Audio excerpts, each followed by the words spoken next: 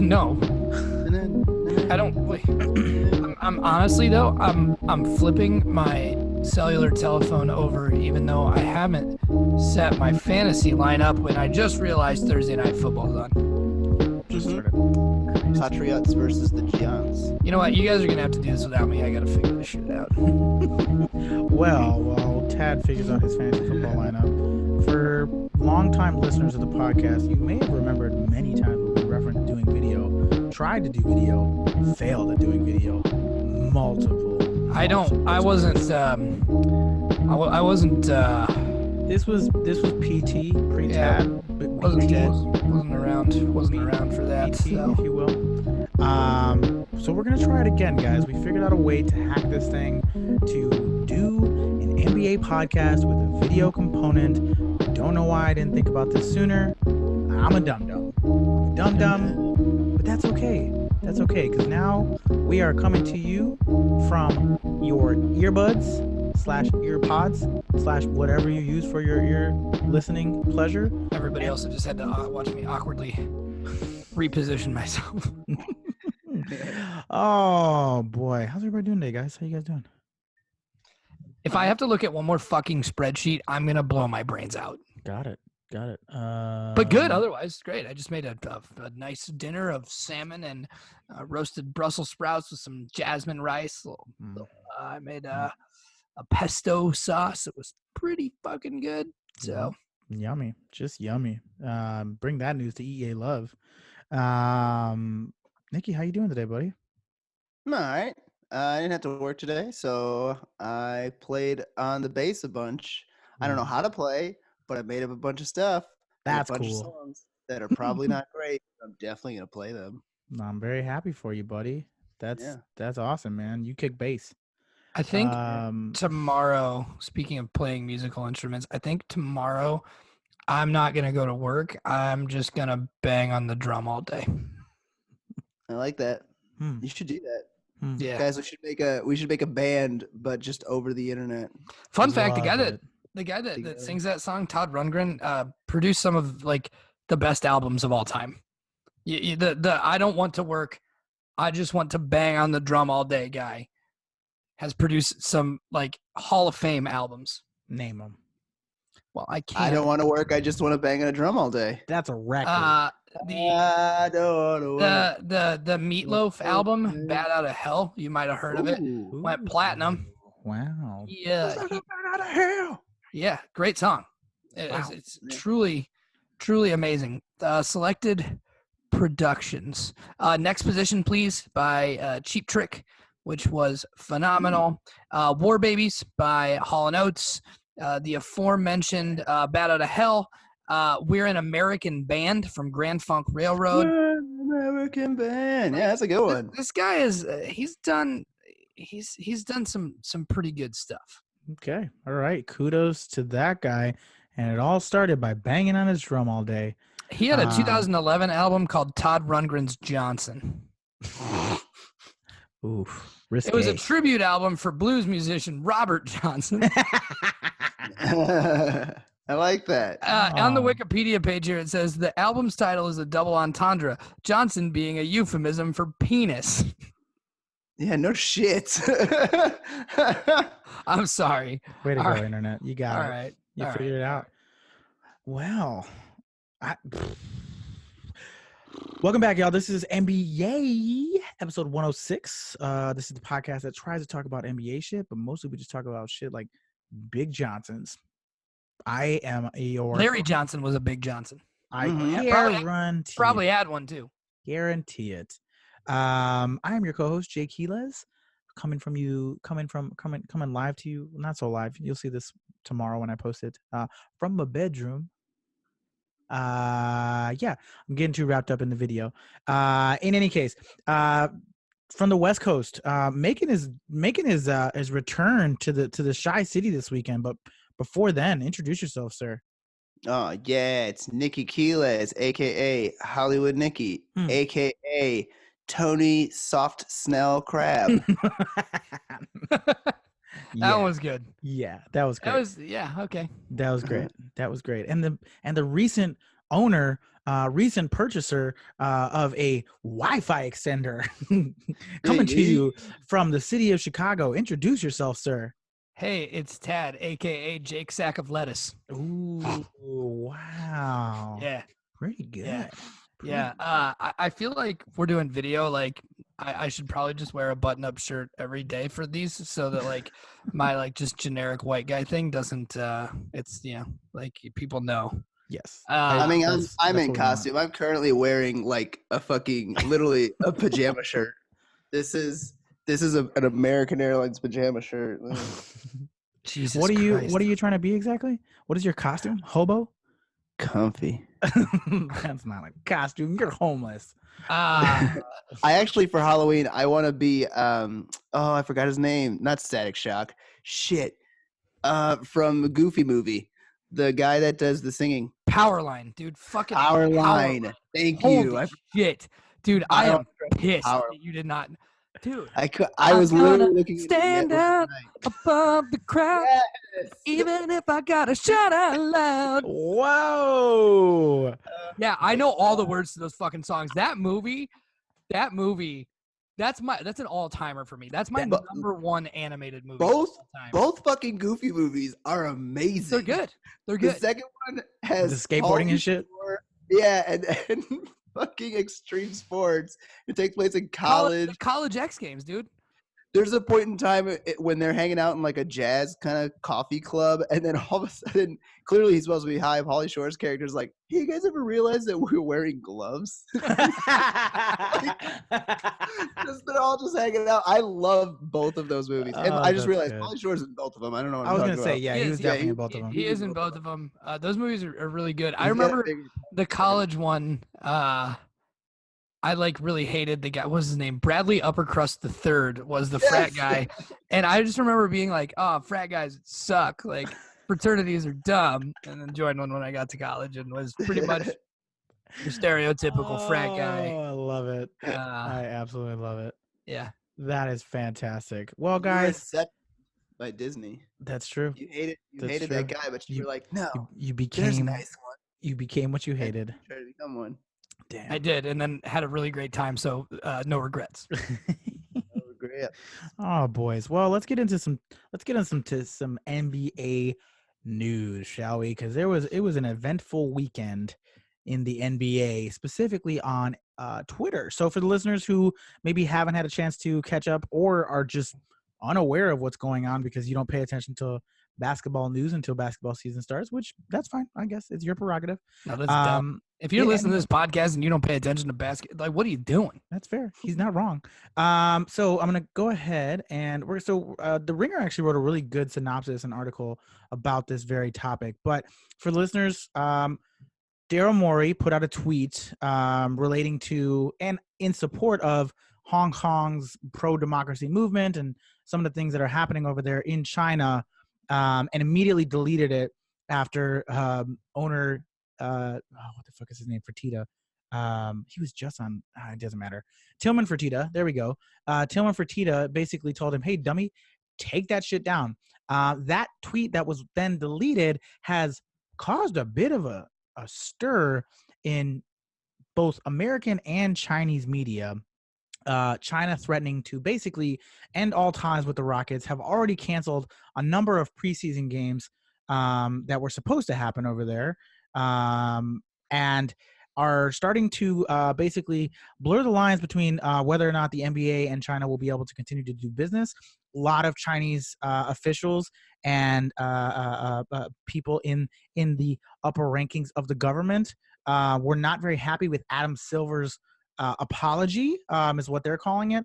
A lot of confusion around the way that it was translated in Chinese versus what was written in American or in English, pardon me. So a lot of shit's been happening with this Daryl Morey tweet. So guys, I just want to throw it over to you guys and just kind of hear your perspective on the situation based on what you know about it. And let's just have an open discussion about this, because this is a very, very sticky situation that Daryl Morey has gotten himself and the NBA into. Okay, so number one, we need to like not forget about this 2 months later when the season's in full swing and we're like just consuming all the NBA content and that sort of thing that we can. The NBA parades itself as some sort of like paragon of social justice. It's our players and executives have a platform to speak out about these social issues until it affects our bottom line. Sorry, cream. Cash rules everything around me. So Adam Silver's response was like kind of spineless, and even then what's funny is he like tried to kind of kiss China's ass, and China was basically like, yo, your that statement was a bunch of horseshit anyway, so like we don't condone what you said either. So dude, whatever, like fuck China. Like I'm sorry, like fuck that place. Like if you listen in China, your country fucking sucks, your government sucks. Your country doesn't suck, it's a beautiful place, but your government sucks. And dude, yeah, like I don't like, yeah, I understand it's a huge market, but like fuck that. Like I'm sorry, just fuck that. So just as a rebuttal, there's so much to unpack with this whole story. Like this is more than just like free speech. This is more than just like a money decision. There's so much involved here. So just to break it down for the listeners, Adam Silver's tweet basically said the NBA is a league where we allow our players and people that are employed by the league to speak their mind and be open and communicate openly. That's why we are the league that we are, and why players feel empowered to take political stances and things like that. The owner of the Nets, who is Taiwanese, not Chinese, did come out and basically tell Daryl Morey, like, this is the type of shit that's like third rail. Like, this is third rail subject matter that like you just don't really talk about in general in Chinese circles. Now, to Tad's point, the Chinese government, notoriously known as like just awful and like mad censorship. Twitter doesn't even exist in China. Like, you're not even allowed to use Twitter in China. So there's a lot of sides to this story. To the point that you made, Tad, about like money, this is a really sensitive subject, because like there are more people being impacted by this potentially than NBA owners and the players. Like, there are a multitude of employees of teams both in the States and in China currently that are potentially being impacted by this tweet. Which, look, Daryl Morey came out in support of Hong Kong's pro-democracy movement, and with the information that he had, that was the stance that he took. But the example that I've heard a lot of people make is like, if a foreigner, like, let's just say, for example, a president of one of the Premier League's best teams came out and was just like shitting on American politics and Americans in general, and then basically the American government was like, okay, Premier League, you want to play smartasses? No more soccer on fucking NBC Sports and fucking NBC anymore. You guys are cut off. There's a bunch of money to be lost there, and jobs to be lost through something similar. So that's like the most comparable thing that I could come up with. Are you going to sit here and tell me that like Premier League owners aren't critical? Like people in like these places, they're not? No. The problem here is, this is getting way too political, but the problem here is that you are criticizing a government who like with any criticism just totally like tries to cancel it all out. They barely have the fucking internet in China. Like, it's that you're comparing apples to oranges. Like you're no offense, but like the comparison that you're making, like there's not a comparison. Like it's bullshit. Like a player should be able to fucking criticize the fact that protesters are being assaulted, they're being killed, they're all for a pro-democracy movement. Totally. That being said, there are always, this is just me playing devil's advocate, there are always two sides to every story. There are people here, like, the thing is, like, there are people that live in the United States that don't agree with the politicians that run America, just like there are people in China that don't agree with but the American government aren't trying to censor humans. Totally. And I understand That's that. The big thing. What I'm saying here, play devil's advocate, but at this point it's like Daryl Morey is saying, hey, I'm pro human beings getting to have their own choices and being able to do things on their own. And the entire government of Hong Kong said, hey, if he has that liberal bullshit come out of his mouth again, you will lose all ties with us. Totally. I am on Daryl Morey's side. China can go fuck itself with that sort of shit. This isn't the fucking 1900s. It's 2019. You guys got to start. The whole world needs to start bettering itself. You can go fuck yourself with this sort of whole whatever the fuck the Chinese government's been doing. Not to mention that Side, I think Adam Silver did a shitty ass job with the way he apologized because he shouldn't have apologized. Like, hey, that is Daryl Morey's opinion. It's like the easiest thing in the world to do. Is like it's his opinion. But this is not an opinion that is shared by the entire NBA. Yeah, just pull the thing that Disney does every time. But that was also a Chinese guy who tweeted out himself in a mask wearing Rockets gear saying he still supports his team. Totally. And basically, oh yeah, dude, the NBA wouldn't be. But here's the thing: they caught him. They tracked this guy down and imprisoned him. Yeah, he's arrested. Because I'm sorry. I don't agree. care what the consequences are. I agree with the political implications. Yeah. I think this is a really because of the implication. Right. But like this is a really difficult situation because, Adam Silver is trying to toe the company line, literally, in terms of what he can and cannot say. Because he does have to show support for his league, but like he also has to make sure that his league thrives. And like this is a multi-billion-dollar market that the NBA has infiltrated. It's really the only sport besides soccer. I mean, granted, there's other sports there too, but like it has taken major ownership of all things sports and culture in China, to the point now where it's like there are jobs created in China as a result of this. There are more jobs created in the NBA. That this has positive, or potentially, if this goes bad, negative implications on the salary cap, so that guys are not able to make the money that they deserve, frankly. I think the employees will lose their jobs. Like there's a lot of shit that it's just a really, really tough place to be. 100%. Yeah, sure. Start finding some other spots as well to like start doing things like that. Right, but China is a total. It's a total different game. Like it's cool that they're popular in Italy and Argentina, but China is just. I mean, there's 1.4 billion people there. I know, but China's either gonna hopefully start changing, or they're gonna be kicking a lot of people out of like their sort of inner circle, the way the government runs there. Yeah, people want to, man. That's the difficult part. I know that. That's what I'm saying. Like truthfully, at the end of the day, the Chinese government's gonna have to deal with that bottom line eventually too. It's like, you either have to start expanding a little bit or falling very, very far behind. And also, hopefully they'll start being a little smart about it. I understand the business implications. That's not lost on me. I'm not an idiot. But some people might argue. But the fact of the matter is, my point is don't pretend to be some sort of paragon of social virtue if you kowtow to the first, person, like when this happens, when you're not letting your players or whatever speak out about this, like, then don't pretend that you give a fuck about social issues, because you don't. Do you guys think Daryl Morey keeps his job after this? Yeah. I mean, so far he's keeping his job. Yeah, I think he's fine. Do you think this is because they wouldn't approve that trade? Yeah, that's got to be it. I mean, rumors were flying around on Saturday. I'm saying not that like he's like mad about it, but he's just trying to like stir the pot and get the NBA in hot water because they wouldn't approve that trade. It worked.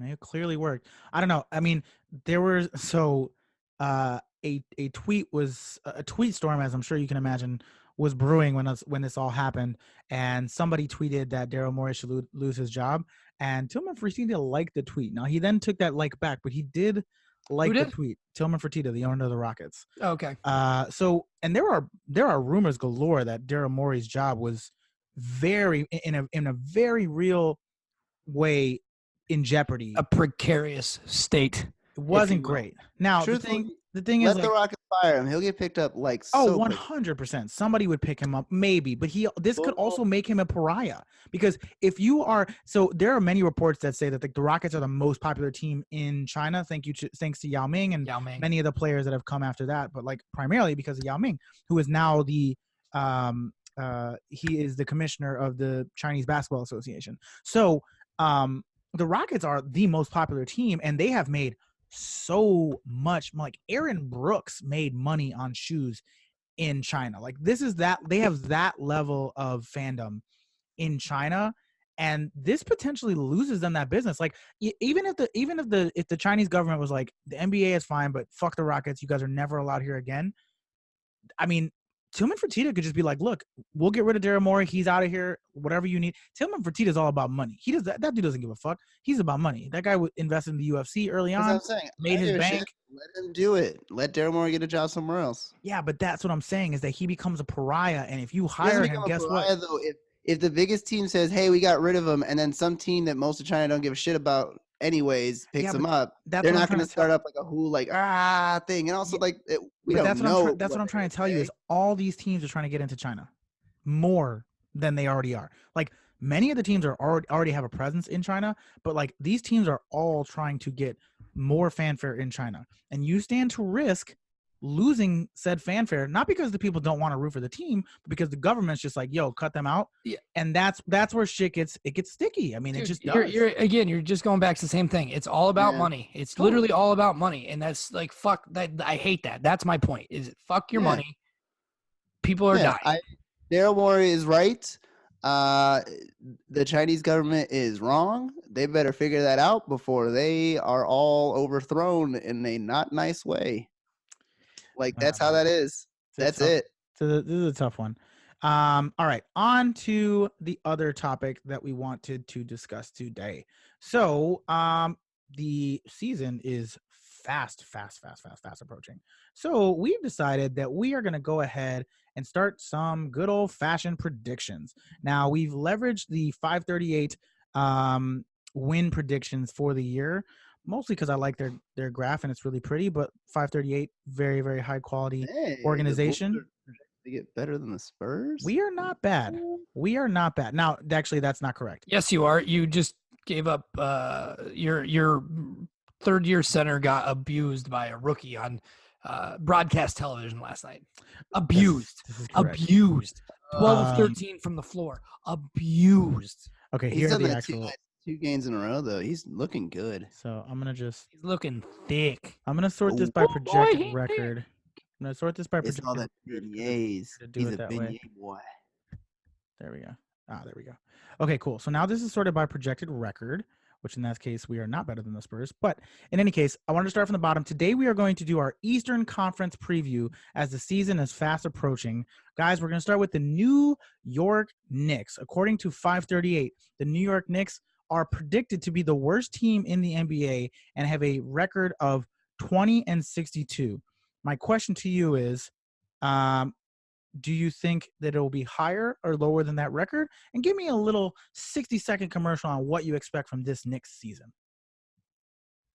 Not much. Yeah, I don't see much. I call it a wash. I think they probably will actually get 20 wins. I think RJ Barrett will be a lot of fun. Is it Marcus Morris will throw more balls off of people's heads? Oh my God, that was rough. That was rough to watch. Also, real quick, hot Hilarious. topic. I don't give a shit. Kevin Durant was right. Kids don't want to play for the Knicks right now. They don't give a fuck about the Knicks. No. They don't give a shit. Only New York cares about the Knicks, which is fine because that's their team. You should. Only power forwards want to play for the Knicks. That's it. Just power forwards. Yeah. Nobody wants to play for the Knicks.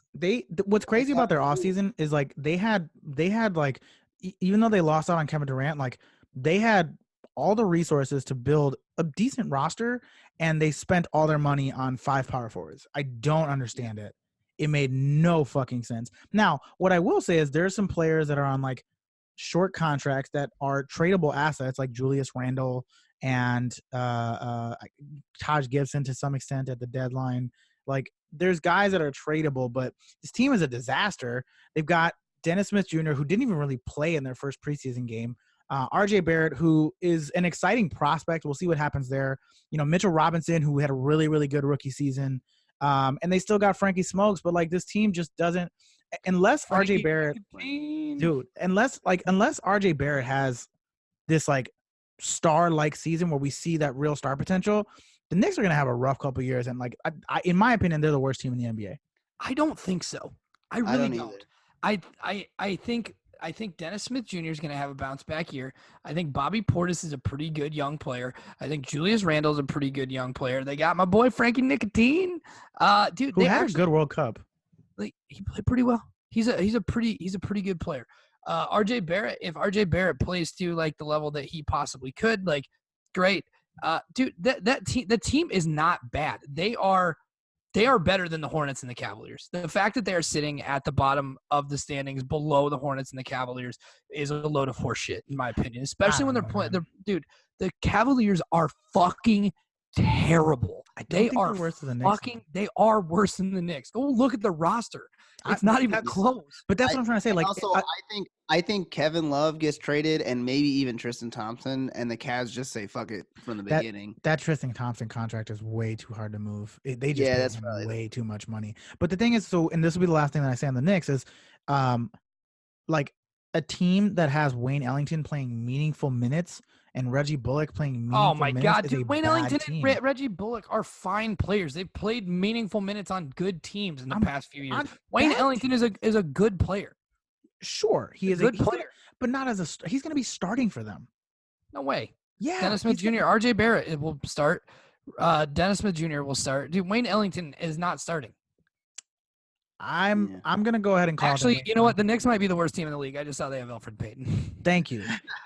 It's a weird roster. They've got way too many point guards that can't shoot. They've got way too many power forwards. It's just a really it's a fugly roster. That's just the best way I can describe it. They do. They got my boy Kadeem Allen though. That's cool. Anything else we want to say on the Knicks? So we're guessing. So Nikki, you said wash. Tad, what do you think? 20.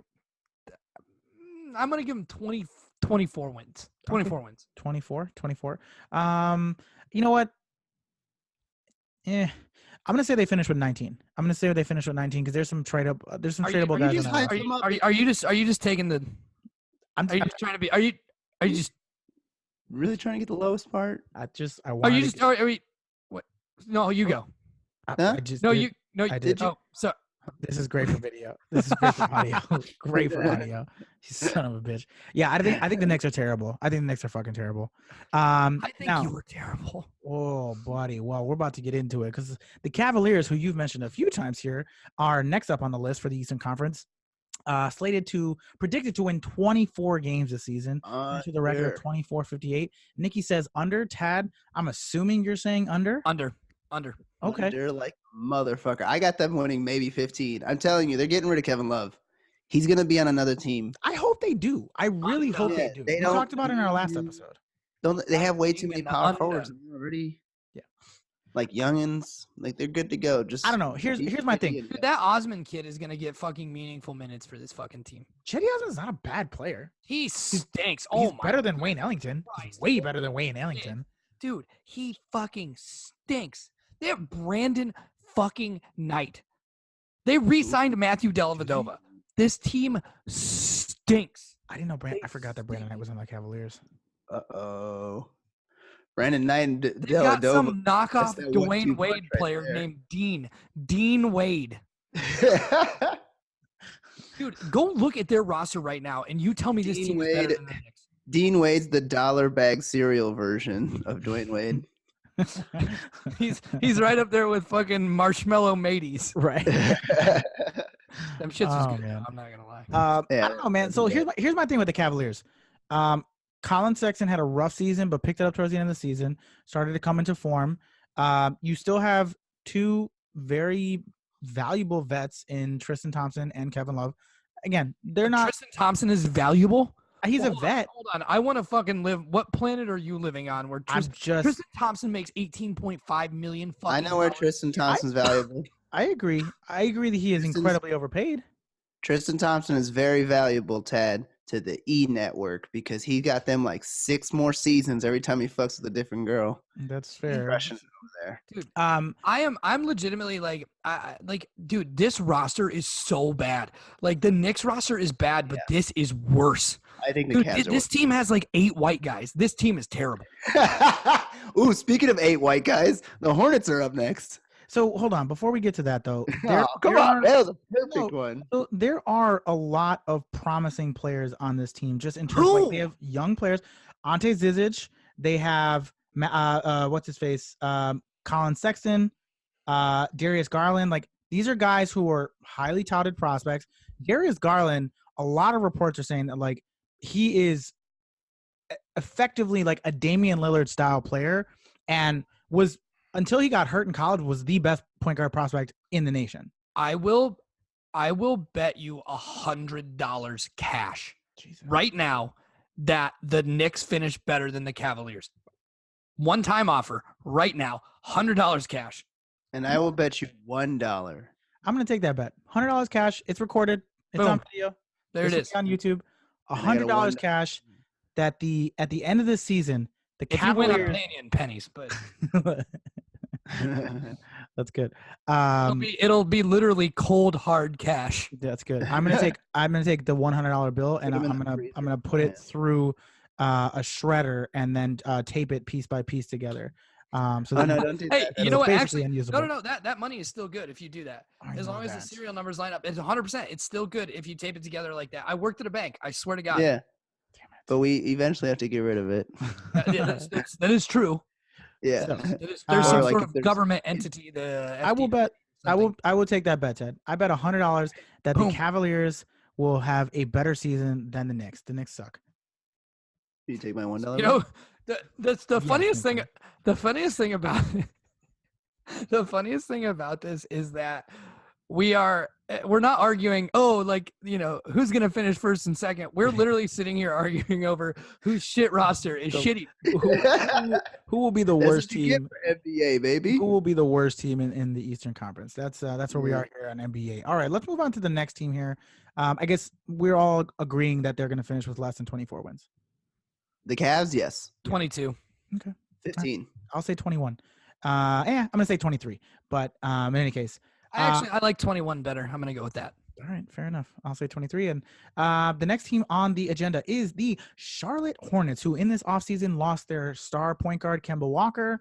And they just have a hodgepodge of NBA players on They got terrible Scary contracts. Terry and a bunch of white dudes. They did sign Terry Rozier in the offseason to a 3-year contract. Ooh, Terry Rozier, ooh. They still have Malik Monk. They have Oh, I forgot about Cody Zeller still. They still Yeah. have what's his face? MGK, MKG, and Michael Kidd Michael Gilchrist. Kidd There we go. Gilchrist. I don't think he's that good. He is not. I mean, he's good. He's a Yeah. very good defensive player, and that is it. Yeah. They are very bad. I honestly think I think they might be worse than the Cavs. I really think that. I mean, who on their team, like their best player is Terry Rozier. Like they're bad. They're really bad. They have I think their number one scorer this year could be Dwayne Bacon. That's Ooh, real. He's that's gonna play meaningful minutes for them. Yeah, okay, but he's not gonna be their fucking leading scorer. I'm telling you that like he was one of their top scorers last year, and they have no other options. They have Terry Rozier, and that's it. They got Miles Bridges, brother.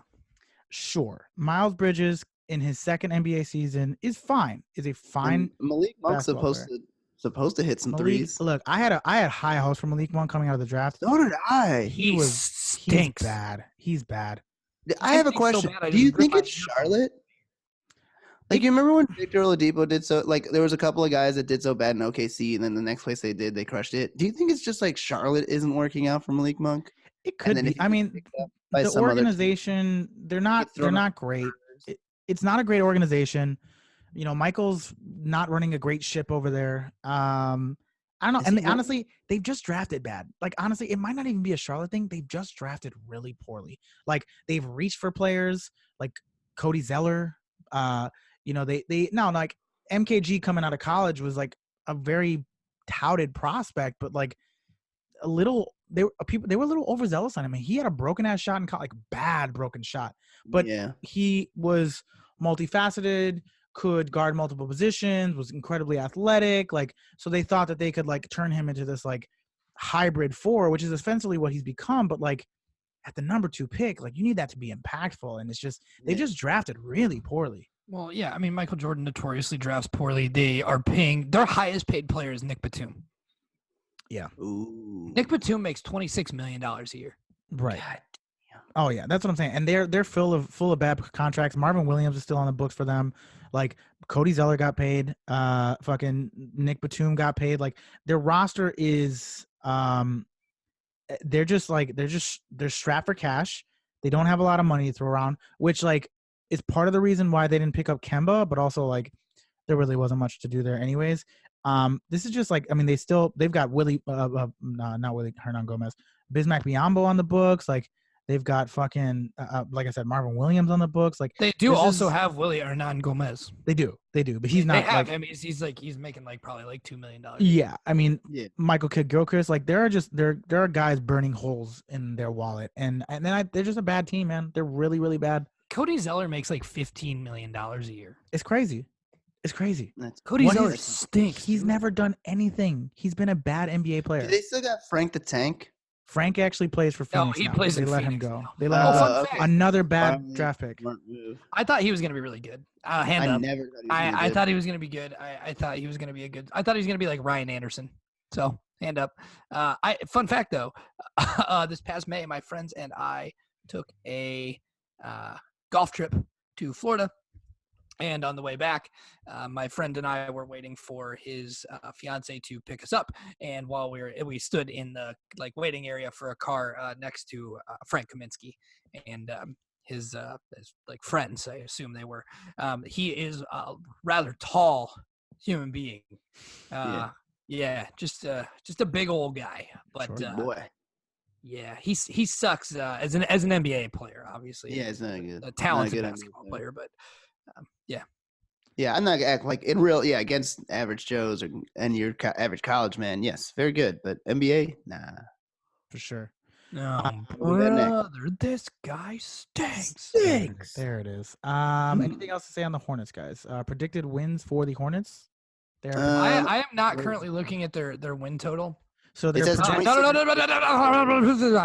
don't want to know. I was about to say I'm not looking at it. And I'm just going to go ahead and I want to fire this off without looking at it.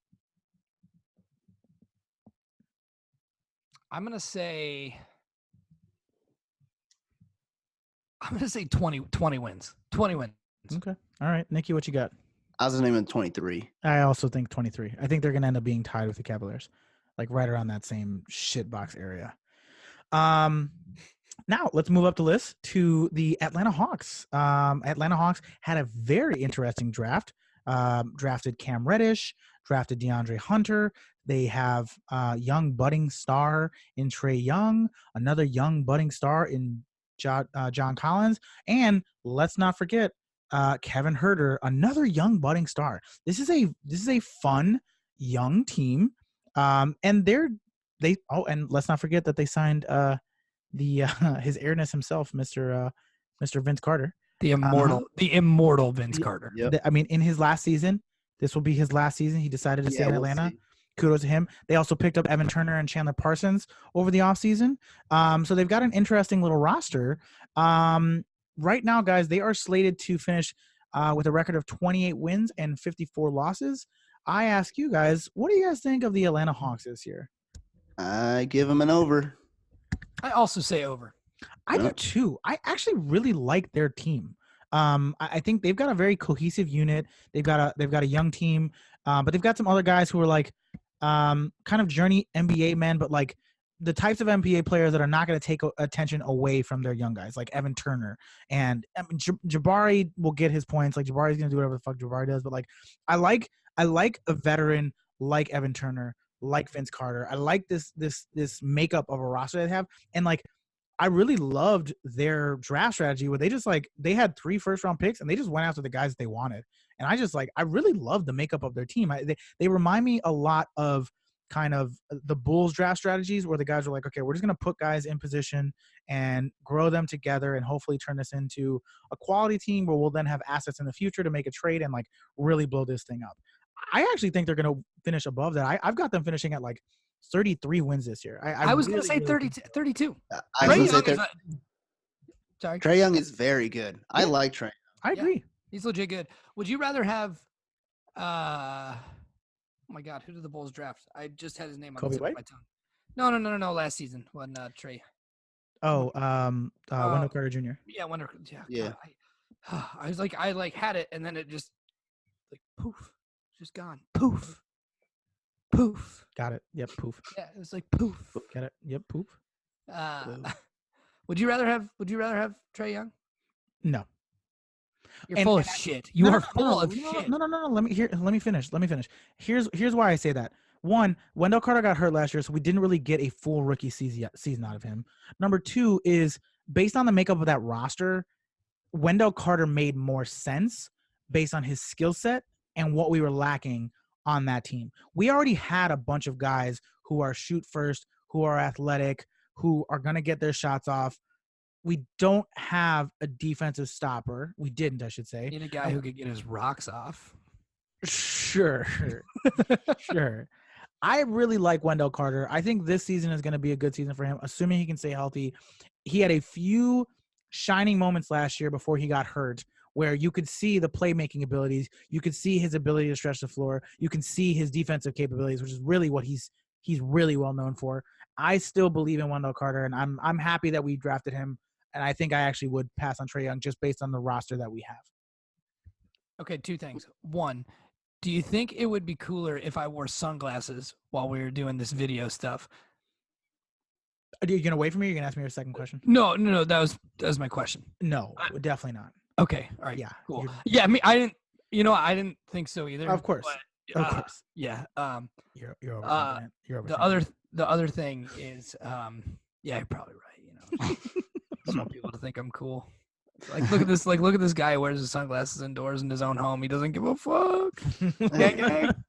Oh my God. I wear my sunglasses at night. Number two, they're not going to, but God, I so desperately want this team to make the playoffs. Like, I just need Vince Young in his fourth NBA decade to make Vince the playoffs. Vince Carter. What did I say? You said Vince Young. Vince I Young. meant Vince Carter. What? Vince Young? Young's never making the playoffs again. I haven't thought about Vince Young in probably like 2 weeks, but like, I think about Vince Young a lot more than probably most people think about Vince Young. But Definitely a lot more. like, dude, Vince Carter, I just really want him to make the playoffs, like really, really bad. They're not going to, but this team is actually fun. They're young and they're fun. Yeah. I wouldn't like, they're not going to be like a premier league pass team for me. But like, you know, if they're playing on the same night, like The Bachelor's on, I'm watching The Bachelor. But like, I might flip over to the game every so often. You know, a year ago I couldn't say the same. Of course. True. Of course. True. Nikki, what do you have the Hawks finishing at? 32. Okay. I really like their team. You know, I was listening to a podcast yesterday, and it was a Bulls podcast, and they asked an interesting question, and I wanna pose this question specifically for the Hawks. At the end of this Hawks season, do you think it would be better for the team to have one All-Star bid or to make the playoffs? Okay, so I'm not sure. You said you wanted to ask the Hawks, but there are only people on this podcast. So you said, I want to ask this question for the Hawks. Related to the Hawks. Oh, okay. So, yeah, sorry. I miscommunication. I misunderstood. English. Oh, Ted. Thank you, buddy. It's better if you're a young team like this. Is better if you make the playoffs. Like, I think, and here's my reasoning, and I don't think any of the players on this team are necessarily like this, but it is the NBA. There's a lot of egos, you know, a lot of you know, guys that think they should be like number one and that sort of thing. And I think there are like plenty of guys on this team that know their role, but I think it's bad. I think it's cancerous for a young team to have like one of the young guys like Trae Young make the All-Star game. Like, I think, like, at this point in time, like, for example, Orlando is young and Vucevic made the All-Star game, but Vucevic is a vet. He's been around a long time. Like, it's cool. Those guys are celebrating it. It's great. I don't think it's as good if you have a young player like that on a team surrounded by other young players to get all this hype and make the All-Star game. I also think it's just, you know, it'd be big for them to make the playoffs. Like, that's huge. So I think playoffs. So there's a theme in today's podcast. I don't care about your opinion. In that I don't. Playing just devil's don't. Advocate. Just fucking don't make it because I know it disagrees with me. Stop. What's happening? Are Jay, you you know what? From now on, I will not allow you to play devil's advocate. Why not? Unless before every sentence you go, "Hua," and then you can talk. Hua. Is that good? Good. She's got a great ass. Hey, there you go. I want to say this real quick. This is completely off topic, but my friend Steph just sent me a Snapchat, and he is at the Blackhawks game, and there is a dude in a Patty Kane Blackhawks jersey wearing a backwards St. Louis Blues hat, and that guy should be drawn and quartered in the street. Fuck that guy. Fuck that guy. I'm not pleased. Hockey. And that was talking hockey. Thanks, buddy. Talking We almost didn't make the episode without the Here's Talking Hockey segment. So here's my take. I agree that like making the playoffs and like having a taste of success is good for a young team. What do you think success tastes like? I'm gonna say dulce de leche is gonna be my guess. That's a good choice. Right? I'm not like that stuff is delicious, but you can only eat so much. I mean, but that's good. You know, Rich. portion control. You know this. You are right. So here's my I point. used to be fat. Hey, I'm on my weight loss journey right now. We're getting there. So in any case, making the playoffs for a young team is a positive experience because like it's a taste of success and it's good for the future. However, making the playoffs oftentimes speeds up the timeline for these young teams before they're ready. Because now you get a taste of playoffs and then you get a taste of that playoff revenue. And now ownership is like, yo, we made it last year. Now we got to get higher. Like we got to get better. We got to move up. And then what then happens is you take these young teams, like look at Milwaukee a couple years ago. Milwaukee a couple years ago on the back of Giannis made the AC and everybody's like, yo, this is the team. This is the team of the Eastern Conference. And then the very next year they missed the playoffs entirely because they pushed on the pedal too hard. They pushed it too fast. They signed players that they probably shouldn't have signed that weren't on the timeline of the rest of the guys in their roster. And it derailed things a little bit. And had Giannis just like made the All-Star team and now they have a marketable star that other people want to play with, that then allows you to move along at the pace of your best player, but then also add people to that because people want to play with stars. I actually think that a young team having an all-star is better than a young team making the playoffs just based on like the process. Some sort of empirical data that you've actually put together and presented in a nice way. But here's the thing. I'm not disagreeing. I'm not. There are no good teams in the NBA that don't have a star. Yeah, it's actually just a lot doesn't of them exist. have at least. Yeah, you're right. I was gonna say the Nuggets, but Jokic is kind of that guy. They have a star. He's Jokic. all NBA, and he did that before they made the playoffs. They missed the playoffs, and then they got the second seed last year. But Jokic was an all-star. Yeah. I mean, that's why. Like, granted, I was on your side, and then I heard this podcast last night, and that was the case that he made. And I was just like, oh fuck, that's a really really good point. I hadn't thought about that. Don't tell people that. Don't tell people that you're taking things from other podcasts. This was your original thought. You know what, Nikki? You cut that part out when you edit this episode. Okay. Got it. You mean when I edit this episode? Yeah, I'm not giving you credit, dumb fuck. You just fucking made a point from another podcast and didn't claim it as your own. You know how people get places in showbiz? They rip off other people's ideas and they do them better. Jesus. Oh, Jay, I see your point, and I raise you a hoa. They're going to the playoffs because VC4D, VC4D, Vince Carter, 4 decades. Yes, playoffs. Okay. Let's go. All right. Let's move on to the next team here. Hold on. I have a question. I have an honest to God serious question. Vince Carter, more dunks than Charlotte Hornet wins this season.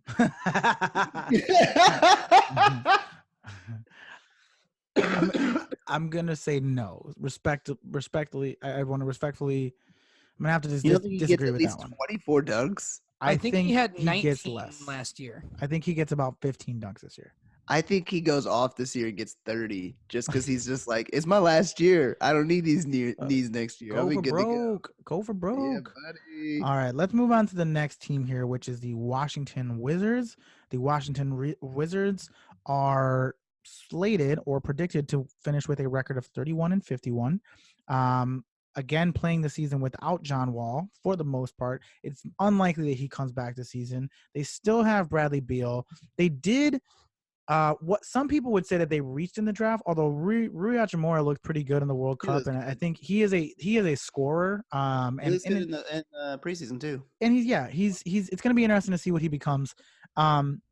This team though is, in our last episode we talked about like teams where we wouldn't want what's the word I'm looking for? We wouldn't want season tickets, and the Wizards were my team, because they're just not good. They're just not good. Yeah. They did sign Isaiah Thomas in the offseason, but this is a team of of just like misfit toys. Outside of Bradley Yeah. Beal, this is a bad basketball team, in my humble opinion. But I will defer to you, gentlemen. It's just a team that doesn't have any like. They don't have any cool players. Like the Wizards are just. They're like the Bulls. Like no offense to you guys as Bulls fans, but like they're just boring. Like and they have been. Like John Wall doesn't really move the needle for me. Never really has. Like they're a boring team, and they have. There's just something about them that's just boring, and like their roster isn't very good. I don't know. I don't think they win more games than I don't know. They probably win about 31, 32, about the same about as the I was Hawks. going to give them 28. I think they dropped down to 28 where the 538 put the Hawks. See, I want to agree with you, but I think John Wall is going to come back and try to play. Like, I think John Wall is going to play with a chip on his shoulder. I don't think it's good enough to like put them over the hump, but I still think they're good for 30+ wins. Okay. I'm not. Look, I don't like saying that. Again, John Wall is not playing this season, so they're banking on Bradley Beal carrying. I thought he was back this year. John Wall's hurt. We talked about this last episode. Oh my Yeah, he's god, hurt. He You're got right. hurt during his rehab. I know. Yeah. I forgot, man. Again. Dude, Yeah. you know what? I'm sorry. There's baseball and football. And There's just so much going on. stuff It's going okay. on. It's okay. Sorry, I forgot. It's okay. God, now I just lost all my credibility, all the credibility that I It's- built up over the years. Yeah, you're right. You had a bunch of credibility. So much credibility. Nikki, what are your thoughts on the Wizards this year?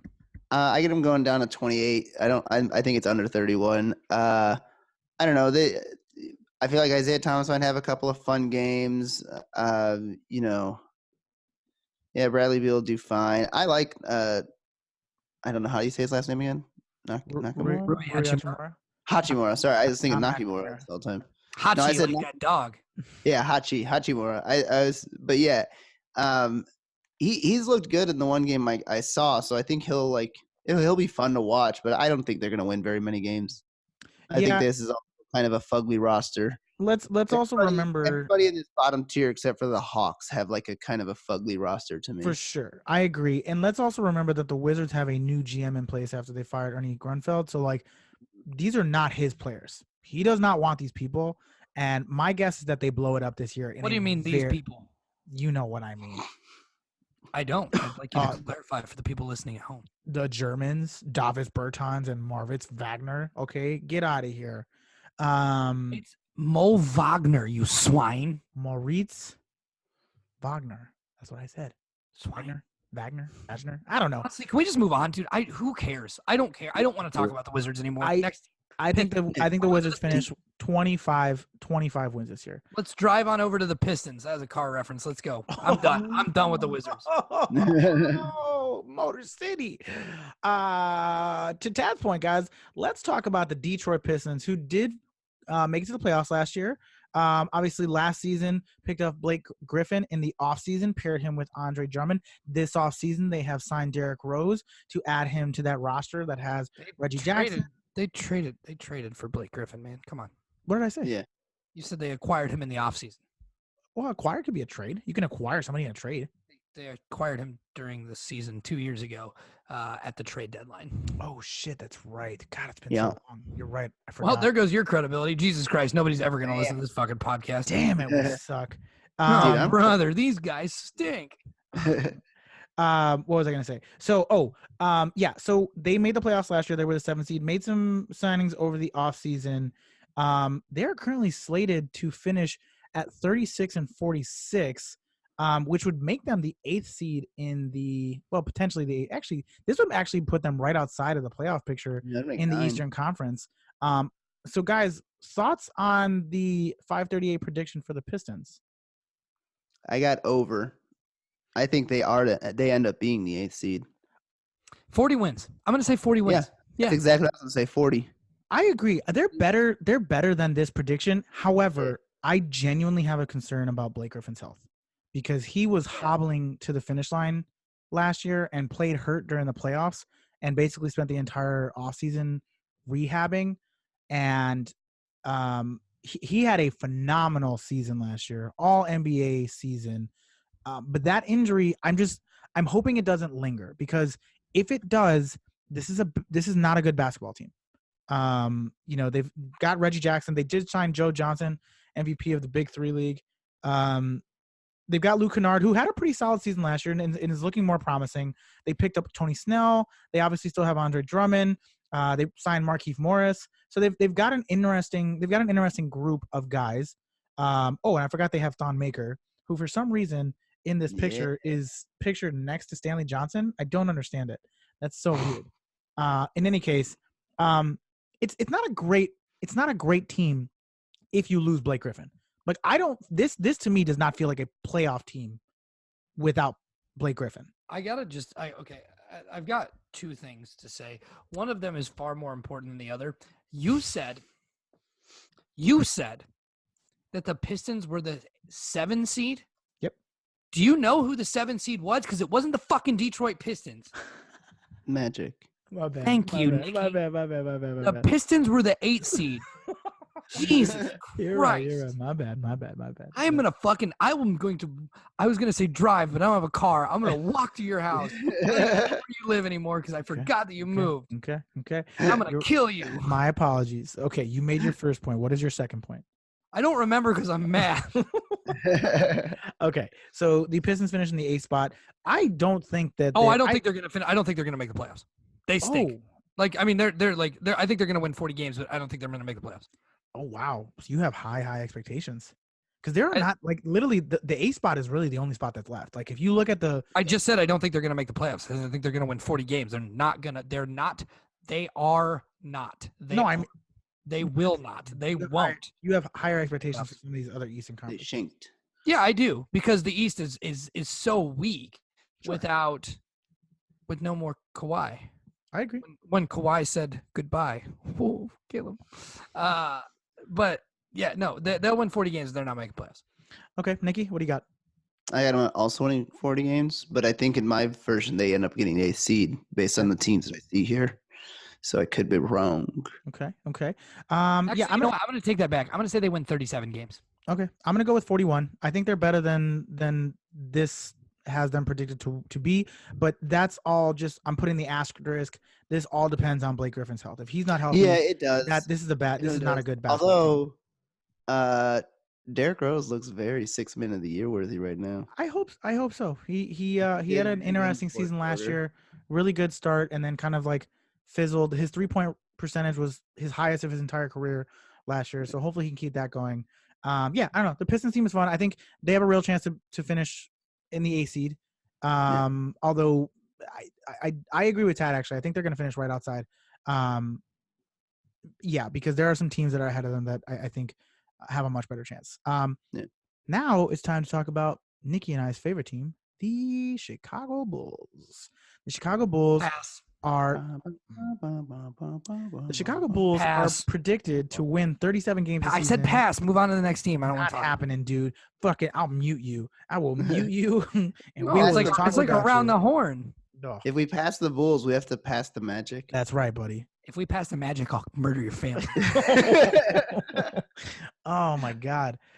So let's talk about the Bulls, guys. The Bulls have a young core of talented and interesting players, starring Zach LaVine, Lauri Markkanen, and a couple others on that roster. Wendell Carter, who we mentioned previously, and of course the 7th draft pick of this season's draft, Kobe White, and Otto Porter, who we picked up last season in a trade. They're currently predicted to win 37 games and lose 45 games. Guys, Tad, I'm going to let you go first. What are your opinions on this year's Chicago Bulls team? So hold on. I have a question. Yep. Is your thing different than mine? Because I see the Bulls winning 26 games. Really? Yeah. I'm looking at the Raptor player ratings. What are you looking at? I'm looking at the ELO ratings. Oh, have I been looking at the wrong ones this whole time? How do I get to the Raptor ratings? What? I just refreshed. Dude, I'm not gonna lie. I've been very. Oh no! Wait, hold on. Now it says 37. Yes, that's what I was saying. Show our forecast based on what? I actually like these ELO ratings better because the wins look a little bit better. Yeah, I agree. I just was. I've honestly been very confused this whole time. Okay. So, yeah, I should probably be looking at the screen, huh? That might help. Yeah. Yeah, why don't? Oh, Wait, go back to the you're Raptor sharing- one though, because that's the one we've been comparing it to. Yeah, I'm gonna go back to that one too. But in any case, so according to these Raptor ratings, which I guess I don't know the logic behind them, the Bulls are predicted to win 37 games. what so- in the hell? No, because I was on the same thing. Why? If you Yeah, refresh the page, it'll default to the Raptor ratings. Yeah, I did. I refreshed the page and it was still on Elo and it showed this. You know what? I don't know. For Doesn't whatever matter. reason, I saw the Bulls on here winning. I was very confused about these numbers. So you know what? It's fine. It's fine. I don't know if my thing was out of date or what the deal was, but it's fine. We're good. Okay. Opinions on the Bulls this year? Wait, no, Tag, go ahead. No. Jay, on the screen, can you- I was gonna say, Jay, on the screen, can you just put it in the order for best to worst record? It is. How we Oh Or- no. Sorry. Yeah, just by record, just so I can. Yep. Keep looking. Sorry, I've been enjoying my view. Go ahead, Ted. I think this is right. I think 37 wins. I don't think they've gotten. I don't think they've gotten any better. I don't think they've gotten worse. I don't think they've gotten. 37 wins seems right. That feels right. How many? I'm not trying. I'm not doing a bit here either. I'm not trying to. No. I believe you. I believe you. I don't. The thing is, like, part of me wants to say that they'll make the playoffs and do better and win like 40 games, but I don't think. I mean, they're clearly not better than the Nets. They're not better than Orlando. They're not better than Miami. They're not better than Indiana. They're not better than Boston. They're not better than Toronto. And they're not better than the 76ers. They're not better than the Bucks, certainly. Who else is there left even in this? Like, I think that's it. That's it, right? Like, those are the teams that are remaining. Like, they're not better than any of those teams. So, like, yeah, they've got an outside shot at making the playoffs. I don't see it happening. I'm gonna say like anywhere from 37 to 39 wins. It's a cop out because I'm giving a range, but like maybe 40. But I think this is about right. I mean, 40 would be a blessing. Phenomenally successful season for this team. Sure, I remember those days when like Orlando would win like 40 games. Sure. And I was like practically like I was like calling a doctor because I was like, this has lasted for way longer than 4 hours. Jesus. Oh boy. I'm going under. I think they end up winning 35. You monster. I know. What's wrong with you? I'm a pessimist. What can I do? I Oh. love them, but I just don't see. I don't know. I was watching the game just yesterday against the Pelicans. They looked They good. just looked okay. They looked good at points, but they looked like trash at points. They were winning And I until was the fourth like- quarter where they didn't play any of their best players. Very true. I'm not gonna lie. This is very true. But a couple of those people that were on the floor definitely will have to play this season for the Bulls. So Yeah, not really none of the though. good But guys are not doing really great. though. Maybe every once in a while. But yeah, I just feel like there was a points, and also like we had talked about at the beginning, Zion destroyed us. Sure. He looks Yeah, very yeah. real. He looks like Nah, very Murdered. he looks like a very, very Yeah. good, very promising. Him and Lonzo look fun together. Yeah, he looks good. He looks really, Brandon really good. Ingram's kind of taking us back seat in the preseason stuff, though. Yeah, which hey, it's all good. No, I think that they Holy were shit, LeVar Ball died. what? What? You motherfucker. Huh. Asshole. Also, Nikki, to answer your question, last year the Bulls won 22 games. So, 22. Yeah, I looked it up. So yeah, 35 is one hell of a leap for him. I agree. Like that's still pretty impressive. I agree. I think having Otto Porter the whole season will definitely help. Exactly. I actually I agree with Ted. I think they're going to finish like right around 37, 38. Because while they didn't really add much. They did add Thaddeus Young, which I do like as a signing, as like a veteran coming off the bench. And a guy who like will Thomas Satoransky, I think, is probably going to be our starting point guard, which I'm very happy about. I really liked him in Washington. I think that was a good trade for us. Super, super pumped about that. But ultimately, like, while the team didn't like get way better and we didn't add any substantial stars, they now have another year together. And I'm really starting to fall in love with this Bulls roster. Like, the young prospects that we have here, I'm not like, I have no illusions as to this team being the team that wins the next Bulls championship, but I like the pieces that we've collected. I like the pieces that we have. We have a lot of good young studs. I think Zach LaVine's going to make the All-Star team this year. I think Lauri Markkanen is going to be like just outside of All-Star voting, probably not make it this year, but like really, really turn some heads because he wasn't healthy last year because he fucked his elbow up. I really like this team. We're going to have a full season of Markkanen. We're going to have a full season of Wendell Carter. We're going to have all these guys together from the jump. And I really like this Bulls team. And I think to Tad's point, I think that they're going to finish like in like the 10th seed in the Eastern Conference. And it's going to be really promising for next season. I really, really like it. You guys remember a couple of seasons ago where like the Grizzlies and the Magic started off by winning like 15 games like before anyone else did, and everyone was like, "Whoa, what the fuck?" And all of a sudden they only ended up winning like 10 more games. It definitely wasn't 15, but I know what you're talking about. Yeah, you know what I'm talking about. It was like 2 or 3 seasons ago. I think that's what's going to happen to the Bulls. The Bulls are going to win like do real good for the first like 10, 15 games. And everyone's going to be like, "Whoa, shit, are the Bulls good?" And all of a sudden they're just going to like fall apart because they're all real young. I think it'll be a fun team to watch, and I am very excited to see them. Although I will only be able to watch highlights because they have, I think, only one nationally televised game this year, if I'm not mistaken. So I won't be able to watch them very much, but that's okay. I'll pay for League Pass, and you can watch them on your computer. I was definitely thinking about all that. So yeah, that'd be pretty cool. And then yeah, I think they're gonna end up with 35. I think they'll be fun to watch, but I don't think they'll ultimately be that great. Totally. All right, on to the next team.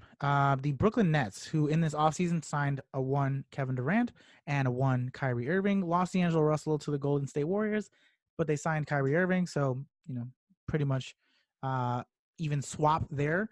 Last year was the 6th seed in the playoffs and had a very, very competitive run in the playoffs, ultimately losing in the first round. But this is a team now that Caris LeVert's coming in healthy, and they have a lot of promising young players. And now the addition of Kyrie Irving, 538 has them slotted to finish with 38 wins this season. I'm gonna let you guys speak first. What are your guys' thoughts on this year's Brooklyn Nets team? Skip me. I'm looking at something. Okay. Got you. I got them going over. I think they had a very good season last year, like you were saying. LeVert's coming back. They've got Kyrie Irving. They got DeAndre Jordan. I think that's going to be a very fun team to watch. And I think I give them. I'm doing the over. I'm going to get them like a 44 probably wins. I think they'll get like 44. That sounds good to me. What's that? 44 and 38. That'll be a good, probably like 5th or 6th seed. Yeah, I agree with Nikki. This is crazy low for me. I've got them at 46 wins this year. I think this is ridiculous. 38 is they didn't lose anybody, and Kyrie Irving is arguably a better player than D'Angelo Russell in a lot of different facets of their game. Neither one of them are defensive stalwarts. So like, you're not losing anything, and you're gaining Kyrie Irving. And now this team has that taste of success that we talked about before, where they made the playoffs and they've got a lot of young talent. And if Caris LeVert can like slot in as the second best player on this team this year in a very real way, and then prepare too, right? Dinwiddie's still coming off the bench. Like they've still got Jared Allen. Like they've got that white guy that shoots the threes. The one, yeah. Yes. Forget his name. Joe Harris. Harris. So George. I really like this team, man. 30. I mean, 38 is ridiculous to me. I've got them at 46 this year. I think they're probably like a 4 or 5. Put up to 45. I'm put at 45 because I think they have 5. I think that's too high. 42. Okay. I'm sorry. Okay. I'm sorry. I wasn't trying to like not contribute here. I was busy looking up the TV schedule to rub it in your face that while the Bulls have 1 nationally televised game, Orlando has 6. Nobody cares. Nobody 6. Cares. I care. There are dozens of us. Dozens. Nobody cares. Yeah, I mean the Nets are way better than fucking whatever. What they say? 38 wins. Yeah, that's crazy. Crock of shit. 38 wins. Yeah, that's crazy. Give me 42 or 43. Sure. Yeah. 38 fucking wins, dude. No fucking way. No. That team is way too low. Yeah, they're They're gonna be good. agree. Who'd they lose? D'Angelo Russell. Ooh. Yeah. I'm sorry. Fuck that, dude. No, that team's way better than that. They're gonna make the playoffs. Kevin Durant isn't even gonna have to play. I agree. Yeah. I agree. I've got them at 46. We've got 43. We've got 45. Let's move on to the next team here, which, Tad, moment you've been waiting for. The Orlando Magic, who last year were the 7th seed. 7th. That's what I just said. 7th seed. The 7th seed in the playoffs. Took the Raptors to a very competitive series. Added Markelle Fultz, who didn't play for them last year, but is now going to apparently be their starting point guard, is what it looks like moving into the season, possibly MCW, but nonetheless, coming off of a very successful season, brought back Vucevic and Terrence Ross. Tad, just like we did with the Bulls, I'm going to let you start. How do you feel about your Magic this year? 47 wins. Yeah, oh my God. 47 wins. I'm not joking. I know you're not joking. That's ridiculous. It's not ridiculous. It's not ridiculous. That is a large jump from where they were last year, and they are at best marginally better. They're not marginally better. We have a legitimate point guard. Did you see him play the other night? It's a preseason, dude. I don't give a shit. He had 8 points, 4 boards, and 7 assists in his first real game action in a fucking year. Mo Bamba looks better. I agree with that. Jonathan Isaac looks fucking great. He's beefed up a little bit. Aaron Gordon looks incredible. I also agree with that. Vucevic, back to form. Terrence Ross, great sixth man. This team is good. 47 wins. You can fucking take it to the goddamn bank. I'm serious. This team is going to 47 wins, and they're going to be the 5 seed. Okay. All right. Nikki, how do you feel about the Magic this year? I'm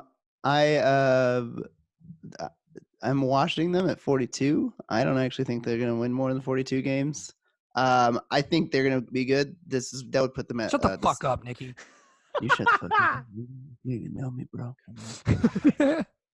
That would put them at the 7th seed. No, actually, shit. No, that would put them at the 8th seed based on how everything I have.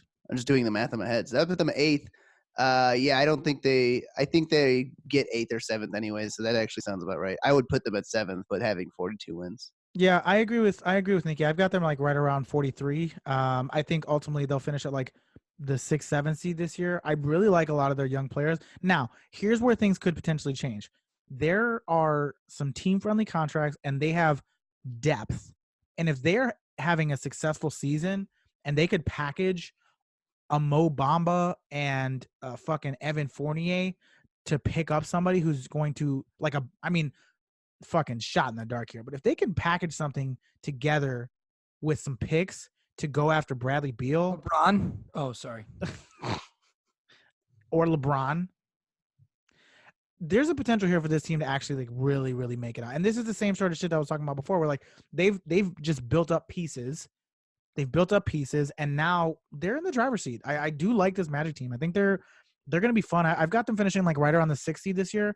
But yeah, I would say 42, 43 wins, like right around that range. I'm going to say 43. I'm going to commit to that. Well, you're both wrong. 47 wins.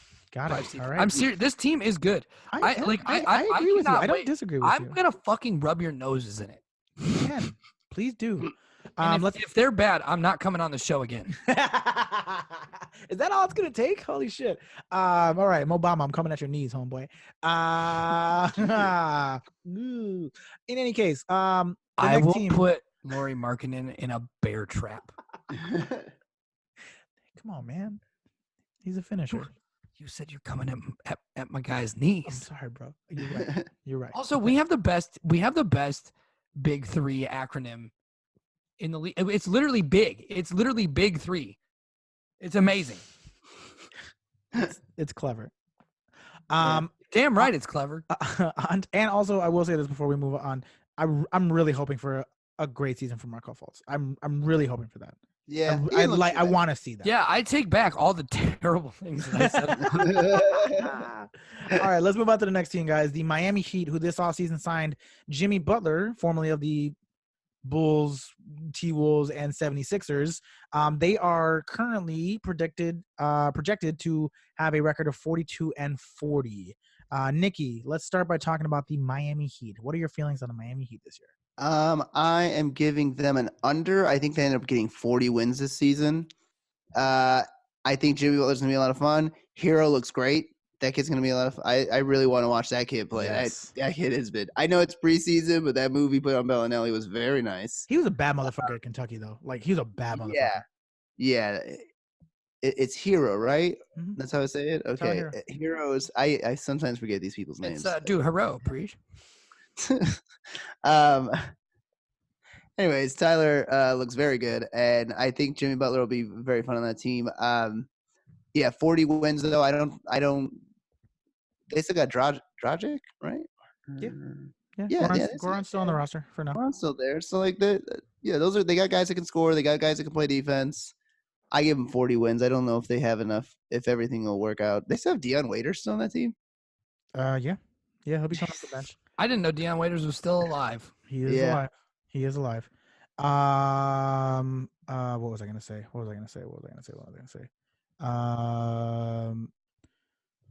Okay, so yeah, I agree, Nikki. Tyler Hero is a fucking monster. I agree with you. I think the Heat will make the playoffs this year. They narrowly missed the playoffs last year, and they have gotten better just through the addition of Jimmy Butler. I do, however, think this is an eighth. Who? And Hero. And let's not forget the elimination of one Hassan Whiteside. That I think that is going to be like addition by subtraction in a very real way for that team. I agree that with Nikki though. I think they're going to finish at like right around 41 wins and like just finish at the 8th seed. I think they'll be the 8th best team in the Eastern Conference. Could not agree with you more. 41-41. Yeah. 8th seed. That's it. 41 Yeah. seed. It's not a bad team, but they're not a great team. And if Jimmy Butler is your best player, at best you're hoping at an A seed. Hero, Preach. Do hero. Jay, you just missed one right there. What we got? 43, right? Oh wait, never mind. Yeah. 41. All right. Cool. Next I don't get to say anything else about the Heat. I just get to say do hero, Preach. You literally just said I agree with everything you said. What else is there to say? I said I agree with your record. Say what you had to say. I also agree with all the other points you made. We can move on to the next team. All right. The next team on the list here is your Indiana Pacers. They are projected to finish with a record of 43-39. They did lose Victor Oladipo last season with a torn ACL, but he is back, you motherfuckers. Miles Turner played for the U.S. team this year that finished 7th in the World Cup. Let's not forget it. But he looked really, really good in the starting center role. Of course, they still have young Domantas Sabonis.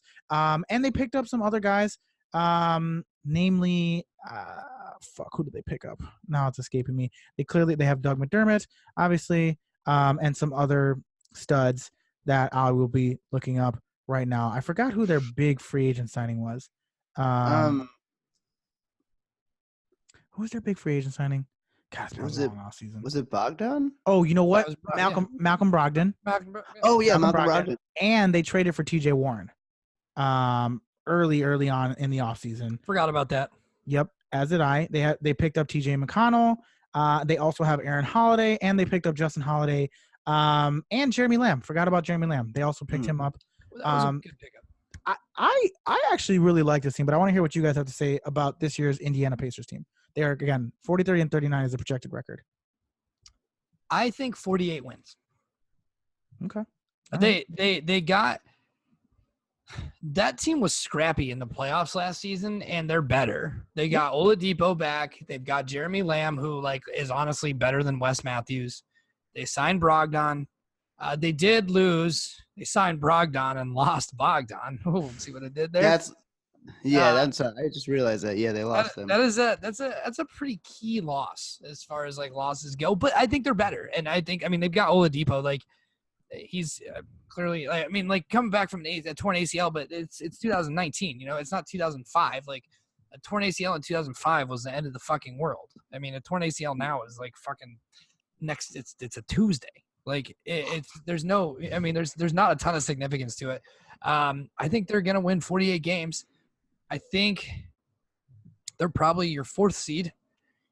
They're good. That's a team that has a legitimate, honestly, I'm going to say this. That team legitimately has a shot to make the NBA finals. Wow. Yeah, that's a good team. Bold That's a good, statement. a real good team. I also have them over. I think I had put them at 47, so I think that's also very close for you. Like what Tad had said, I think that's a very good team. Oladipo 2 years ago brought them to the 4th seed. They did very well. They did very well against LeBron James and the Cavaliers specifically. That was a good fucking series. Yeah, I think they're gonna be a good, very good team, all in all. And I like that. I like Brogdon's fit on that. I'm excited for him and Dougie to have a nice little backcourt going on and during in the second string. I think they'll work out. Thank you for the clarity. Yeah. I too But I too really like the Brogdon signing because one of the problems that they had was when Oladipo was down, they didn't really have a primary ball handler. Now you bring in Malcolm Brogdon, who can take on a lot of those primary ball handling necessities that team had, and then you can play him with Oladipo. You can play him when Oladipo's out. There's a lot of flexibility now that you have with that roster that you didn't have with Tyreke Evans last year. Which, hey, hand up, I thought Tyreke Evans was going to be a really good addition for that team. Didn't work out as well as they had hoped. I think that these predictions are pretty close. I actually have them at like 44 this year. I think, to Tad's point, I think they're probably I think they're probably like the 5th seed this year. I don't think they're better than Brooklyn. I think we'll get to this team next, but like I really like this roster. They have a really nice young core. But I would say just marginally better than this record has them. I said, I say finish this thing at 5, like 44 wins this season. That's my prediction. Anything else we want to say on the Pacers? No, but I am very excited to watch them, and I think they should be at the top of your league pass list this year. That is going to be one question that I ask after we get through the rest of these teams here. But the Boston Celtics, guys, who lost Kyrie Irving but did pick up Kemba Walker and Enes Kanter this offseason. Of course, Jason Tatum and Jaylen Brown coming into their year 3 and 4 season. That's Mr. Funky Jaylen Brown to you. Of course. How could I forget? Jaylen Brown, owner of a new haircut. Both of them played, of course, on the. Yeah, this is my new haircut. Oh, look at that. Shop. It's a topical reference from 2007. Very nice. Currently projected record of 46 and 36. What says you guys? I give them a wash. I think 46 is what they're gonna do. I like, obviously Kyrie Irving is a big loss, but also they have other pieces that make it not a huge loss. I think I almost said Tyler Hansborough. Wow. Sorry. I think Jaylen Brown's good. I think Jason Tatum is overrated at this point because everyone's like, he's going to be MVP, but I calm the fuck down. He's a good player. And Gordon Hayward is who I was thinking of, not Tyler Hansborough. I think Gordon Hayward's going to step it up and play very well on this team. Is that racist? No, it's just it was an H last name is all I thought of. Okay. And also white guy power forward. I guess that's true. Did we skip over the Raptors? No. Raptors are next. Yeah, they're next. Oh, the one why is mine different? Just follow along with me, bro. All right, sorry. Follow. Yeah, I got them at 46 a wash, just like it says there. I think that's about right. Yeah. Ted, what you Taco Fall looks like fun. Taco Fall. You see that standing ovation? Let's go. Yeah. I'm gonna be honest. I don't know. Okay. I really don't. This team could win more than 50 games.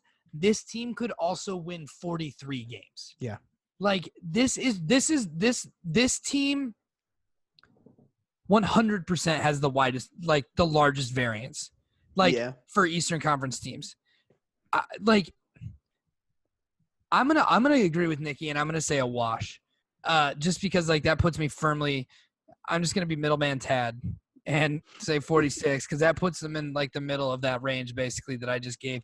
I don't know, this team could be was Kyrie the problem? If Kyrie was the problem, this team wins over 50 games. Well, let's not forget that they also lost Al Horford, which is a huge loss. That's true. I did forget that he is now in 76ers Philadelphia. The 76ers Philadelphia. Yeah, I don't know why I was just drawing a blank there. But yeah, that is I don't know. I'm going to say 46. I'm playing it safe. I agree.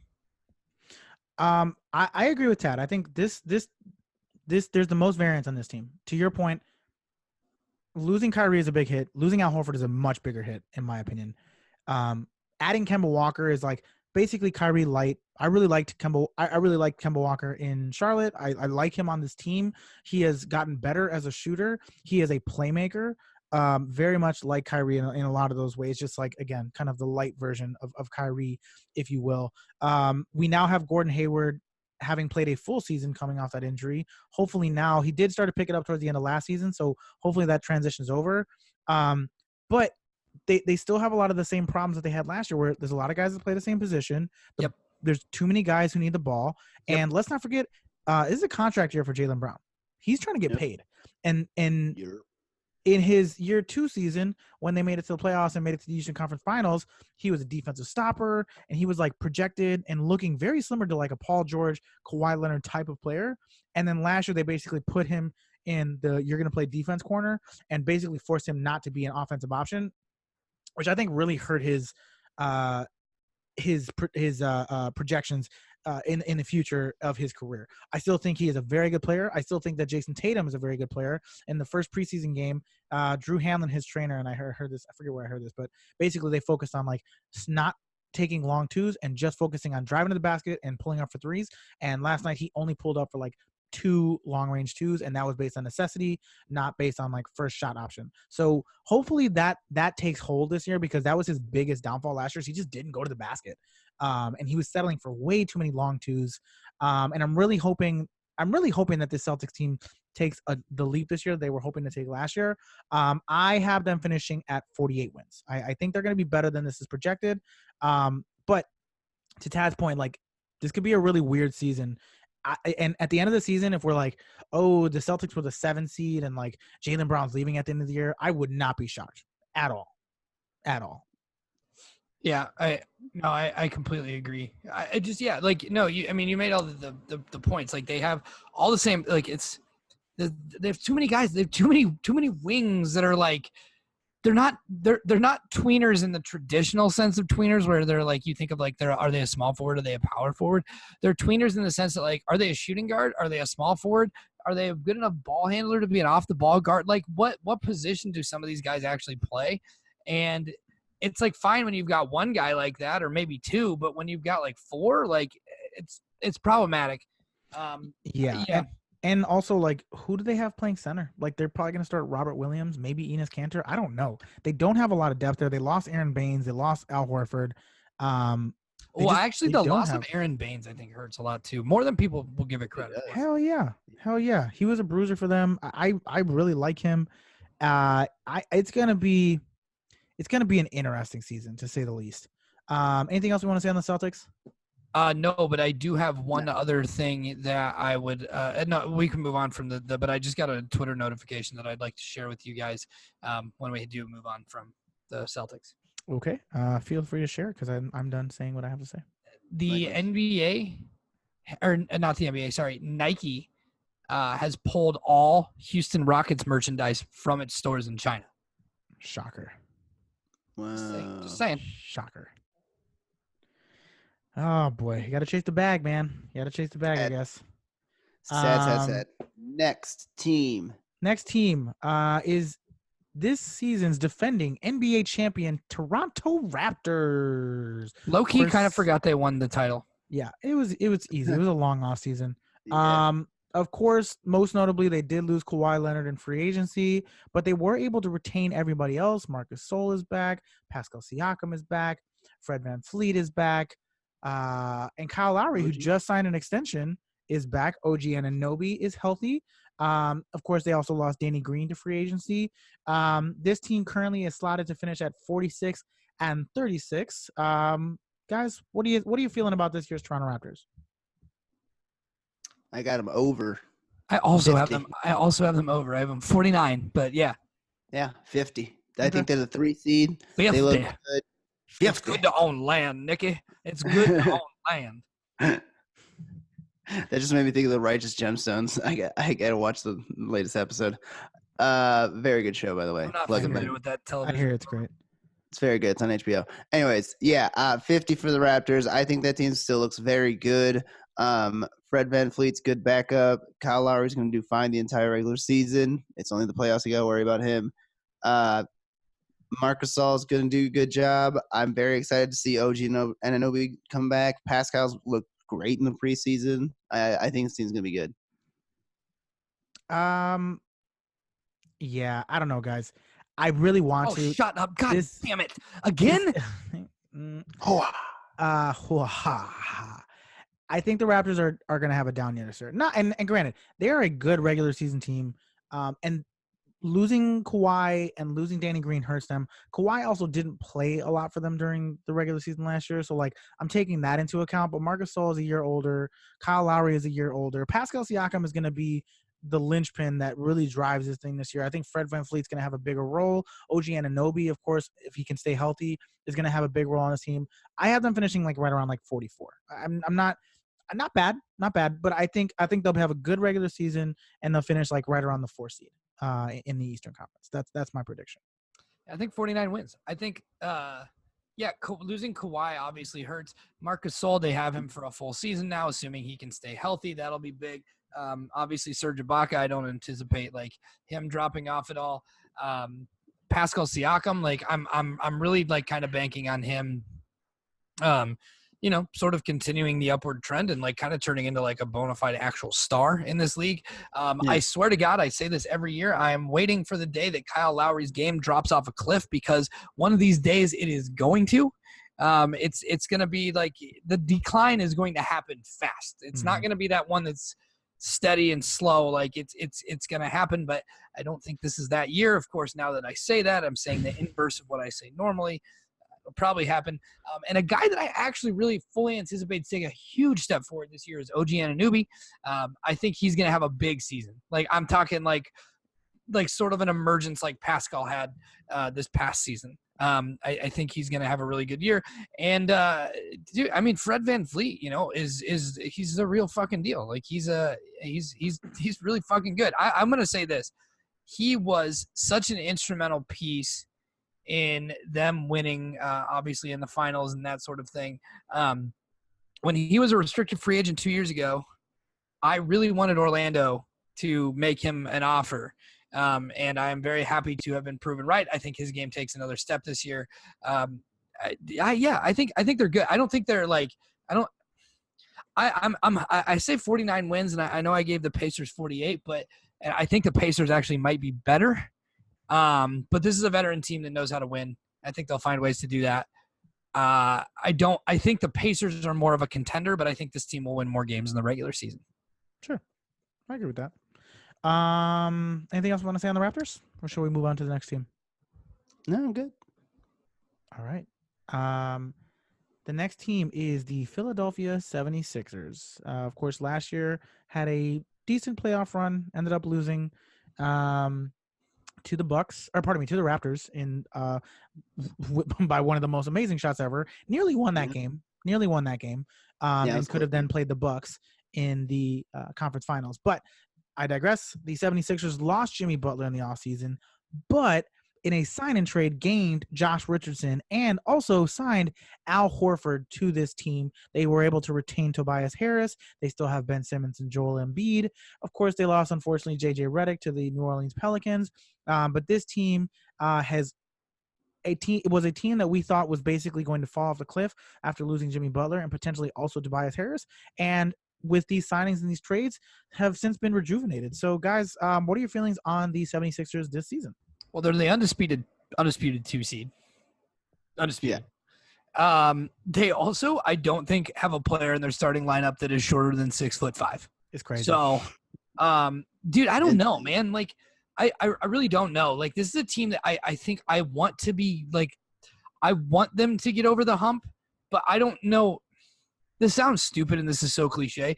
Like, I want them to get over the hump, but I don't know if they I don't know if they like want to. Like, what I mean by that is I don't know if some of these guys like Tobias Harris and Joel Embiid, no, not necessarily, but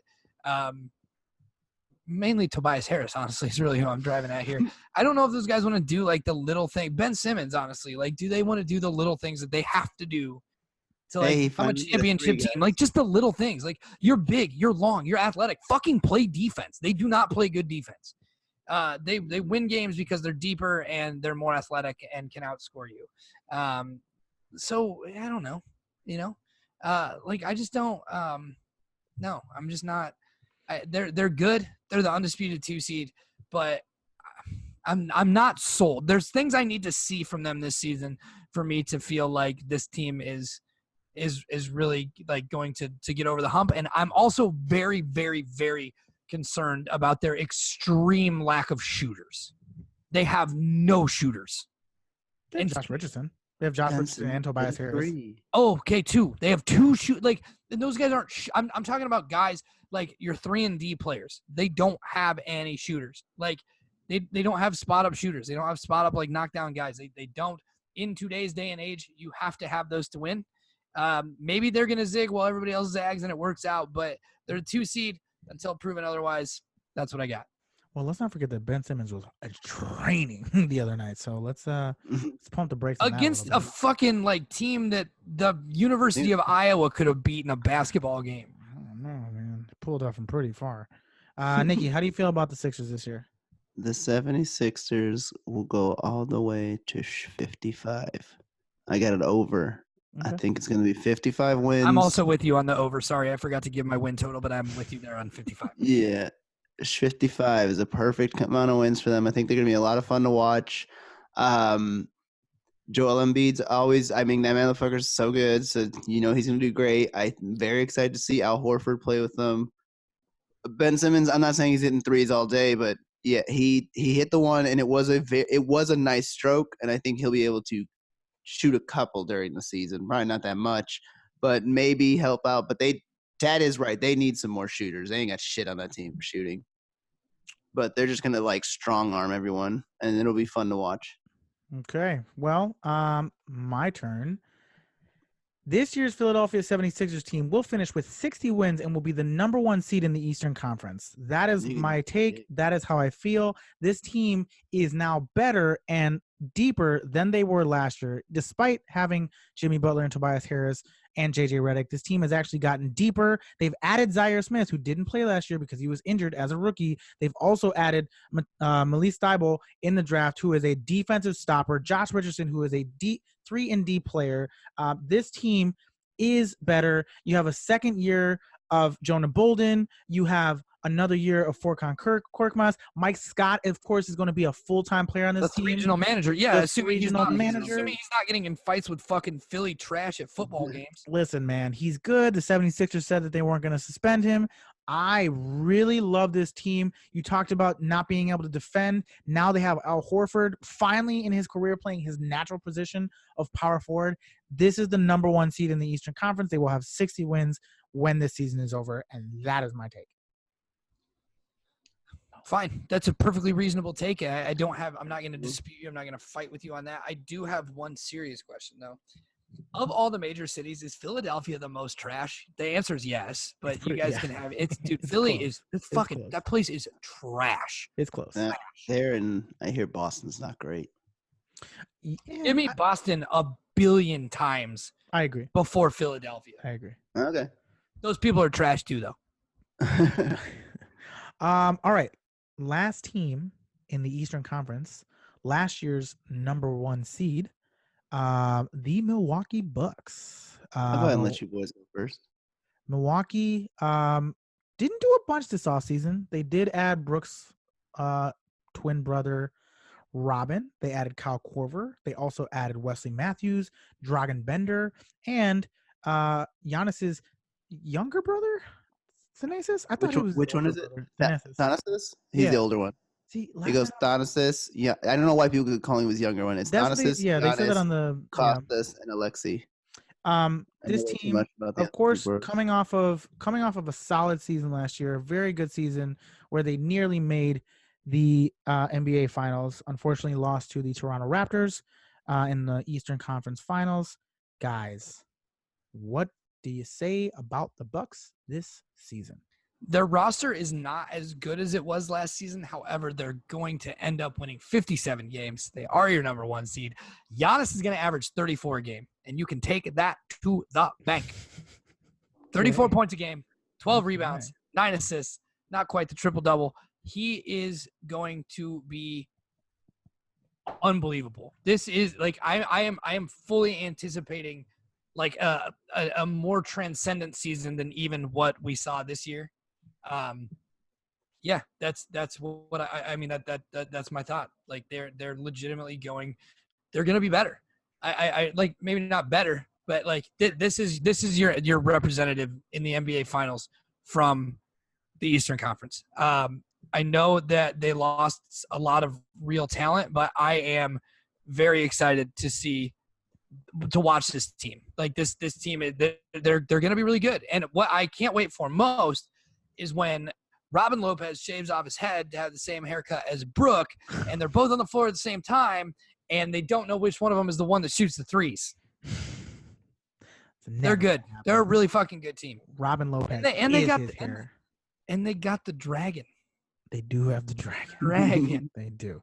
Dragon. Nikki, Enter the dragon. How you feeling about the Bucks this year, Nikki? Deer noises intensify. Because those motherfuckers are getting 63 wins. I got them over. Giannis is going to average 34 points a game. You are 100% correct on that. 34, 10, and 8 all fucking season long. He's going off. Kyle Korver's hitting threes. Eric Bledsoe's doing the D. That came out wrong. Eric Bledsoe's playing D. Yes, he is. Eric Bledsoe's playing D. Let's see who else we got. Yes, we could confuse them by which Lopez brother is going to hit some threes. But if you guys haven't been paying attention to these preseasons, both Lopez brothers are hitting threes. And they're starting together, bro. Yes. They started last night. And they look good. It's scary. It's going to be so much fun. And after every single practice, Giannis is putting his hands in Kyle Korver's face and saying, you don't get to leave until you teach me how to shoot 3-pointers for the next 2 hours. Kobe told me I had to stop you before you got out the building, or else you'd probably be in your car. We're shooting threes. Let's do this. Come playoff time, he's hitting 2 threes a game. He might be going 2 for 5, but he's still hitting 2 threes a game. His brother is a better defender than he is at anything else. I think he's going to be on the bench mostly, but it's nice to have that family support system. Trust me. I think the Bucks will be a lot of fun. I also Jay, can I ask you a question? Do you like Dragon? I don't. So you wouldn't like it if I was dragging these nuts on your face? Nope. I really wouldn't. I was trying to poker face that so hard. I was chuckling to myself before I made that joke. Yeah, nope. Hard pass. You can keep your balls in your pants. I meant these nuts. Just kidding. I don't have nuts in here. Oh, you almost like got that. It was like trying to do a bit without the prop needed for the bit. Yeah. Good shot. Good shot. I like this team as well. I think that the predictions here are pretty on point. I actually think they're going to finish right around 54. Some interesting additions with Kyle Korver. They added a lot of older players, and that is concerning to me. You've got Kyle Korver who's in his late 30s, Robin Lopez who is still very much a serviceable NBA player. We in Chicago know this, and just does what he does well. I have a question. What is it with like the Chicago fans and like mediocrely good centers that like you guys just like love them, like Charles Oakley? I know what it is. Oak was a beast when he was here, and Joakim Noah finished like 4th in MVP. Robin Lopez, he won Defensive Player of the Year. Robin Lopez was solid while he was here. Yeah, I think I know what it is. It's because they're workers. Chicago's blue collar. They're stop. Fucking Orlando. No. Because Taj Gibson's the exact same way. Taj Gibson is a worker, and that's why he still gets. Yeah, these guys playing for the Bulls. Hey, yeah. Is that your Chicago guy? That was. I don't know what that was. So bad. 24-second shot clock. 24-second shot clock. You don't get to talk for 24 seconds. A terrible accent. 24 seconds. My point was going to be that I like this Bucks team. They just didn't add a lot in the offseason. I mean, you replaced Tony Snell with Wesley Matthews. You add Robin Lopez. You add Kyle Korver. There's some interesting additions here, but not a lot to get me excited about. I also think this what team, his name from Villanova, right? That they got. Dante DiVincenzo. Oh yeah, this is his second season. Enzo. They I think picked he'll up be Frank better in his Mason second too. season. I don't know. I think they're going to be good. I think they'll finish second this year in the Eastern Conference, right around 54 wins. And I think this is probably a good transition into the next question I have for you guys, which is, what is your Eastern Conference Finals matchup? I got the number 1 seed Milwaukee Bucks going up against the number, what would it be, 2 seed 76ers. I think that's what it ends up being, is a 1-2. And who makes the finals? Sixers. Bucks. Okay. I don't Tad? even know if this works out because I don't know how the playoff seedings work. I can't imagine that this will actually work out. But I have the number 1 seed Milwaukee Bucks playing the number 5 seed Orlando Magic. Of course. That could not work. Yeah, I know it couldn't, but I don't care. Actually, probably more realistically, the number 1 seed Milwaukee Bucks playing the number 4 seed Indiana Pacers. Interesting. Also not possible. I'm Dude, gonna you know what? Fuck off. I'm gonna say if they have a 3rd seed, then yeah. I'm gonna say Bucks Sixers. I'm saying Sixers make it to the championship this year. I actually think that the Sixers are that good this year. I really, really like their team this year. Well, shit, guys, we did it. We made it through the entire Eastern Conference. Is there anything else you guys wanted to talk about today? We've been potting for a while now. Just literally a 2-hour episode. Yeah, this is a long podcast. Get ready for it, y'all. Get ready for it, y'all. Lauren just texted me and said, "Is this a 2-hour episode?" And I said, "Looks like it." It appears like that it. way. It appears that way. How we do when we do our predictions, baby. They're long How we do it. episodes. All right, and coming up next is our Western Conference Finals. So go get some water, come back, and we're gonna start on the Western Conference right now. Just kidding, you fuckos. There's no fucking way I'm talking to you guys for another 2 hours. Cool. Well, I think that's probably a good place to stop today. Let's plug and let's get out of here. Follow me on Twitter at @TadHall_.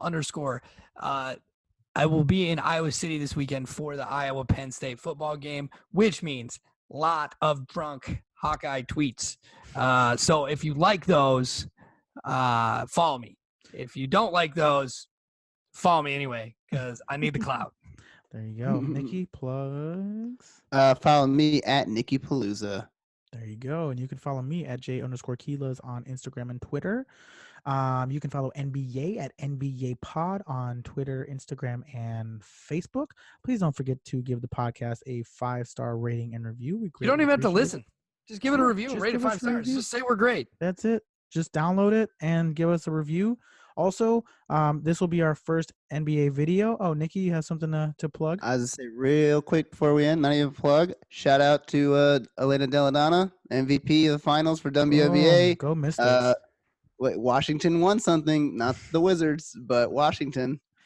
Well, They let's won not the forget- fucking Stanley yeah, I was Cup gonna say the finals Capitals last year. won, you like, swine. literally Oh, 2 yeah, years the ago. Capitals won. I forgot 2 about years ago, that. yeah. That was actually a way to go, Capitals. It was cool. It was cool. Yeah, so make sure you follow NBA. This will be our first video of the season. So go ahead and check out the Yay Network YouTube channel. We have some old videos there, so you'll enjoy some of that nonsense. All right. Well, for Tad, for Nikki, for Jay, this has been NBA. And we're out. Peace. Bye. Oh, wait, I meant peace. Idiot.